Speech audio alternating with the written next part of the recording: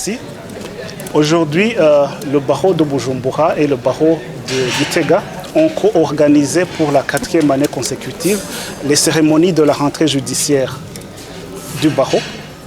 C'est une activité ordinaire, une activité qui s'inscrit dans le cadre de rassembler les avocats autour d'un thème commun, autour de thématiques choisies par les organes dirigeants de leurs barreaux respectifs. C'est aussi une opportunité pour s'auto-évaluer et mettre en place une stratégie pour affronter les défis d'avenir. L'année judiciaire 2023-2024 était dédiée au thème « L'avocat, acteur clé dans le développement d'une justice saine ». Les cérémonies de la rentrée judiciaire ont été célébrées à Gitega. C'est le barreau de Gitega qui avait été cette fois-ci notre hôte. Après coup, nous portons un regard très positif sur les réalisations de l'année écoulée. Pourquoi? Parce que, contrairement à ce qui s'était passé les années d'avant et pendant un certain temps, nous remarquons que nos avocats se professionnalisent de plus en plus et que la discipline s'améliore. Une autre chose à mentionner, c'est que les cas d'arrestation arbitraire, les cas de maltraitance n'existent quasiment plus vis-à-vis de nos membres. Donc c'est une chose à saluer et nous espérons que les choses iront dans le sens positif toujours et toujours.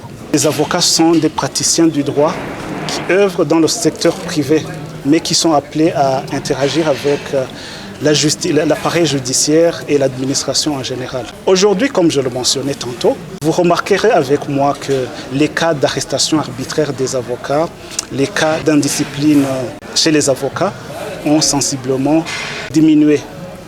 Ils sont même quasiment inexistants. Cela est une bonne chose, une chose à apprécier de la part de nos membres. Pour ce qui est des relations entre les barreaux, les avocats d'un côté et les instances étatiques, notamment l'appareil judiciaire, là aussi, nous sommes satisfaits parce que la communication est normale et s'améliore au jour le jour.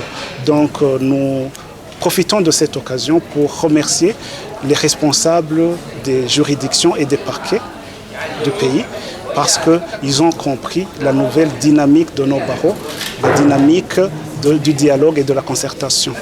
Le thème choisi pour l'année judiciaire 2024-2025, la discipline et la formation, piliers de notre profession. C'est dans la logique, effectivement, de mettre en œuvre les innovations apportées par la législation qui a été mise en place l'année dernière, mais aussi pour mettre nos barreaux respectifs à même d'affronter les défis du moment. Parce que, comme vous le savez, le monde professionnel en général et l'avocature en particulier est en pleine mutation. Il faut que l'avocat soit formé et des connaissances à jour. Cela permettra à nos avocats d'être compétitifs non seulement sur le plan national ou sous-régional, mais d'être compétitifs dans un univers professionnel mondialisé et mondialisant.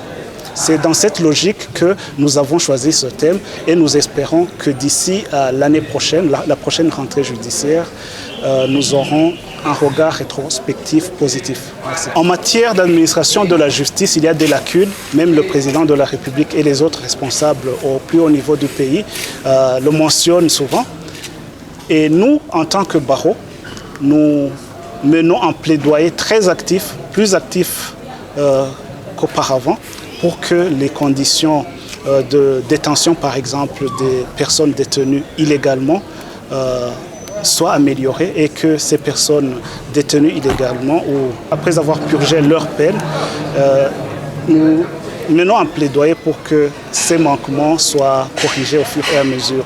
Et vous avez vu que nous avons eu la participation du procureur général de la République qui est un des acteurs clés dans le domaine de la justice pénale.